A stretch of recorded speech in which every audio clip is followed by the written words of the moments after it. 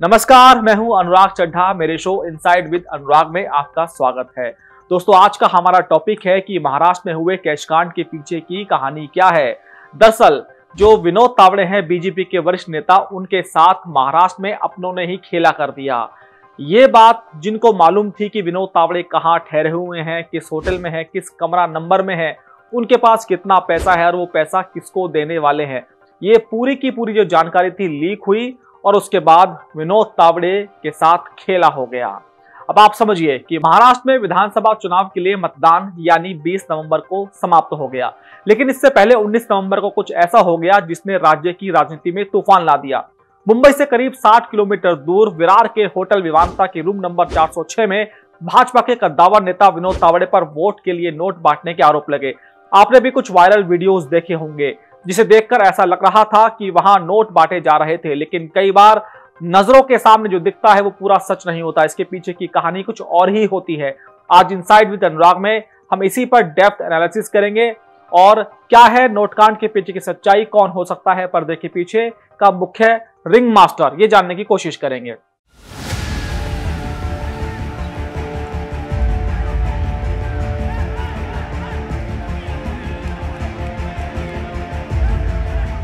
कमरा number 406, diarrhoea, laptop और नकदी। सबसे पहले आपको बताते हैं कि पूरा मामला क्या है। बहुजन विकास आघाड़ी महाराष्ट्र का एक क्षेत्रीय दल है। होटल विवांता जहां ये पूरा मामला हुआ वो नाला सोपारा विधानसभा क्षेत्र में आता है। यहां से बीजेपी के राजन नाइक और बहुजन विकास आघाड़ी यानी बीवीए के 3 बार के विधायक क्षितिज ठाकुर चुनावी मैदान में है। बहुजन विकास आघाड़ी के नेता हितेंद्र ठाकुर के अनुसार उन्होंने बीजेपी के एक बड़े नेता ने फोन किया और बताया कि होटल विवांता में भाजपा के राष्ट्रीय महासचिव विनोद तावड़े 5 करोड़ रुपए बांट रहे हैं। बहुजन विकास आघाड़ी के बड़े नेता अपने समर्थकों के साथ होटल पहुंचते हैं जहां विनोद तावड़े, भाजपा प्रत्याशी राजन नाइक और बीजेपी कार्यकर्ता मौजूद थे। बीवीए के अनुसार बाहर बड़ी संख्या में महिलाएं भी थी। बीवीए ने पुलिस को सूचना देकर वहां बुलाया। बीवीए के नेताओं और समर्थकों ने तावड़े एंड ग्रुप के पास से पैसे और एक डायरी लेकर हंगामा मचाना शुरू कर दिया। आपने भी वीडियो देखा होगा। 3 घंटे तक हंगामा होता रहा। बाद में पुलिस ने सभी कमरों की तलाशी ली और होटल को सील कर दिया। इस मामले में 3 एफआईआर हुई हैं। इस पूरे मामले में महाराष्ट्र पुलिस ने 3 एफआईआर दर्ज की हैं। आइए आपको बताते हैं कि एफआईआर में क्या क्या दर्ज हुआ। पहली एफआईआर आदर्श आचार संहिता उल्लंघन की है। प्रचार समाप्त होने के बाद दूसरे विधानसभा कार्यकर्ता कहीं नहीं रह सकते। तावड़े और उनके समर्थक नाला सोपारा में थे। ऐसे में आदर्श आचार संहिता का दोषी पाए जाने पर तावड़े का भी नाम एफआईआर में दर्ज है। दूसरी एफआईआर नगद रुपयों की जब्ती को लेकर है। पैसे किसके थे, कौन लाया, इसकी जांच हो रही है। आरोप 5 करोड़ का था, लेकिन पुलिस के अनुसार तलाशी में मात्र 9,93,500 रुपए ही मिले। तीसरी एफआईआर दोनों पक्षों की ओर से गैर कानूनी ढंग से प्रेस कॉन्फ्रेंस करने से जुड़ी है। इसमें राजन नाइक और उनके करीबियों का नाम है जिनके नाम पर होटल का कमरा बुक किया गया था। आप समझ गए होंगे कि एफआईआर में ये कहीं नहीं मेंशन किया कि विनोद तावड़े पैसे बांट रहे थे या पैसे उनके पास से मिले हैं। अब आप तावड़े का जवाब सुनिए। वीडियो के वायरल होते ही सियासत गर्मा गई। विपक्ष को बैठे बिठाए एक मुद्दा मिल गया।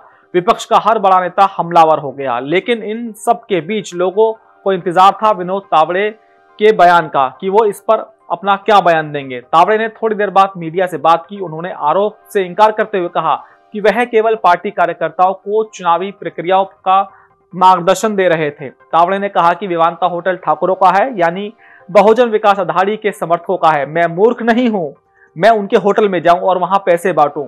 बीजेपी नेता ने कहा कि वह 40 वर्षों से राजनीति में है। नियम, कायदे, कानून, खासतौर पर चुनाव में क्या होता है वो उनको अच्छी तरह से मालूम है। तावड़े ने कहा कि मैं पार्टी कार्यकर्ताओं से अनौपचारिक बात कर रहा था, मैं प्रचार नहीं कर रहा था। उन्होंने यह भी कहा कि मैं भी चाहता हूं कि चुनाव आयोग को इस मामले में निष्पक्ष जांच करनी चाहिए। अब आप समझिए कि पर्दे के पीछे की कहानी क्या है। जो आपको सामने से दिख रहा है उसके पीछे की कहानी दरअसल कुछ और है।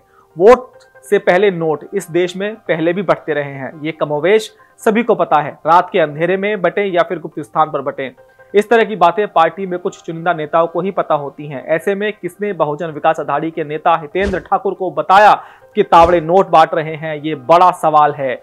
दूसरी बात यह है कि कैसे विपक्ष को पता चला कि इसी समय होटल में तावड़े मिलेंगे। यानी साफ है कि कोई अंदर का व्यक्ति ही जिसको मिनट टू मिनट की जानकारी थी। अब आप सोच रहे होंगे कि बीजेपी के किसी नेता को तावड़े से क्या समस्या है। यही इस पूरे खेल का रोचक पक्ष है, जिसे सही मायनों में राजनीति कहते हैं। तो आइए समझते हैं। राष्ट्रीय अध्यक्ष से पत्ता काटने की साजिश तो नहीं है कहीं तावड़े के खिलाफ। सबसे पहले थोड़ा बैकग्राउंड बताता हूं विनोद तावड़े के बारे में। विनोद तावड़े ने आरएसएस के छात्र संगठन अखिल भारतीय विद्यार्थी परिषद से जुड़कर राजनीतिक करियर शुरू किया था।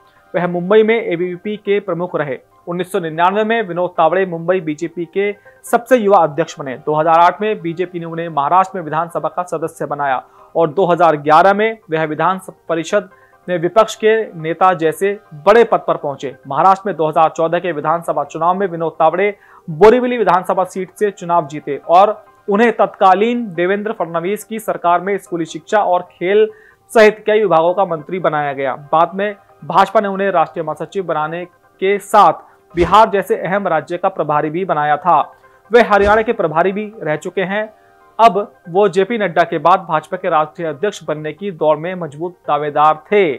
भाजपा के राष्ट्रीय अध्यक्ष बनने वालों की दौड़ में विनोद तावड़े का नाम, सुनील बंसल, मनोहर खट्टर और शिवराज सिंह चौहान का नाम भी चल रहा था। ऐसे में इस बात की अधिक संभावना है कि विनोद तावड़े को ठिकाने लगाने के लिए यह जानकारी कहीं लीक तो नहीं की गई कि फला होटल में विनोद तावड़े मिलेंगे और उन्हें जानबूझकर फंसाया गया है। ऐसे में सारी बातों को दरकिनार करते हुए एक पक्ष यह भी है, कहीं भाजपा की अंदरूनी राजनीति का शिकार तो तावड़े नहीं हो गए। यह बात किसी से छिपी नहीं है कि भाजपा के अंदर भी कई ऐसे नाम हैं जो अगले अध्यक्ष पद के लिए तैयार बैठे हैं। उनके लिए तावड़े का नाम चिंता का कारण बन रहा होगा, क्योंकि महाराष्ट्र चुनाव के परिणाम भाजपा के पक्ष में जाते हैं या नहीं, यह साफ है कि भाजपा को अपना राष्ट्रीय अध्यक्ष तो चुनना ही होगा। राजनीतिक गलियारों में यह भी चर्चा है कि अगर तावड़े को इस मामले में फंसा दिया गया तो एक बार फिर उनके नाम को चर्चा से बाहर कर दिया जाएगा। ऐसे में फायदा उनको मिलेगा जो दूसरे या तीसरे नंबर पर हैं। अब आप समझिए महाराष्ट्र की राजनीति में देवेंद्र फडणवीस बनाम विनोद तावड़े क्या है। इसमें एक एंगल देवेंद्र फडणवीस का भी हो सकता है। देवेंद्र फडणवीस साल 2014 में पहली बार महाराष्ट्र के मुख्यमंत्री बने थे। फडणवीस की उस समय की सरकार में विनोद तावड़े भी मंत्री थे। महाराष्ट्र की राजनीति को समझने वाले ये भी कहते हैं कि तावड़े की इच्छा प्रदेश का गृह मंत्री बनने की थी, लेकिन शिक्षा मंत्री से उन्हें संतोष करना पड़ा। महाराष्ट्र की सियासी नब्ज को समझने वाले मानते हैं कि ऐसा इसलिए हुआ क्योंकि देवेंद्र फडणवीस अपने रास्ते में कोई रोड़ा नहीं चाहते थे, जिससे भविष्य की उनकी सियासत को किसी तरह का कोई खतरा पैदा हो। साल 2019 में जब महाराष्ट्र में भाजपा सरकार नहीं बनी, तब विनोद तावड़े का कद बढ़ाया गया और उन्हें प्रदेश की राजनीति से निकालकर राष्ट्रीय राजनीति में सक्रिय किया गया। हाल के दिनों में विनोद तावड़े की चर्चा बड़े पद के लिए होने लगी थी। दबी जुबान में उन्हें मुख्यमंत्री पद के लिए छुपा रुस्तम समझा जा रहा था। यहाँ ये जानना भी जरूरी है कि विनोद तावड़े मराठा समुदाय से आते हैं और बीजेपी में इकलौते सबसे बड़े मराठा नेता हैं। इसी बीच उन्होंने एक इंटरव्यू भी दिया था जो काफी चर्चाओं में रहा। इस साक्षात्कार में सीएम पद को लेकर विनोद तावड़े ने कहा था कि सीएम कोई भी बन सकता है, वह भी बन सकते हैं जिनका नाम चर्चा में ना हो। इसके लिए उन्होंने छत्तीसगढ़, मध्य प्रदेश और राजस्थान में हुए घटनाक्रम का हवाला भी दिया। इस तरह तावड़े ने कहीं ना कहीं सीएम बनने की अपनी पुरानी महत्वाकांक्षा को फिर से सामने रख दिया था। वहीं एक दूसरे इंटरव्यू में पूर्व सीएम देवेंद्र फडणवीस ने कहा था कि विनोद तावड़े तो राष्ट्रीय नेता बन चुके हैं। इस तरह दोनों के बीच कहीं ना कहीं द्वंद्व साफ तौर पर देखा जा सकता था। ऐसे में इस बात से इनकार नहीं किया जा सकता कि कुर्सी के चक्कर में तावड़े के साथ खेला ना हो गया हो। अब जो भी सच्चाई हो, लेकिन एक बात तो साफ है कि कैश कांड से जुड़े सभी तथ्यों को सिर्फ संयोग नहीं कहा जा सकता। इसमें साजिश की बू को आसानी से महसूस किया जा सकता है। आप कमेंट बॉक्स में जरूर बताइएगा कि आपको क्या लगता है कि कौन हो सकता है इस खेल का मास्टरमाइंड। फिलहाल मुझे दीजिए इजाजत, फिर आपसे किसी दूसरी वीडियो के साथ मुलाकात होगी। तब तक के लिए नमस्कार।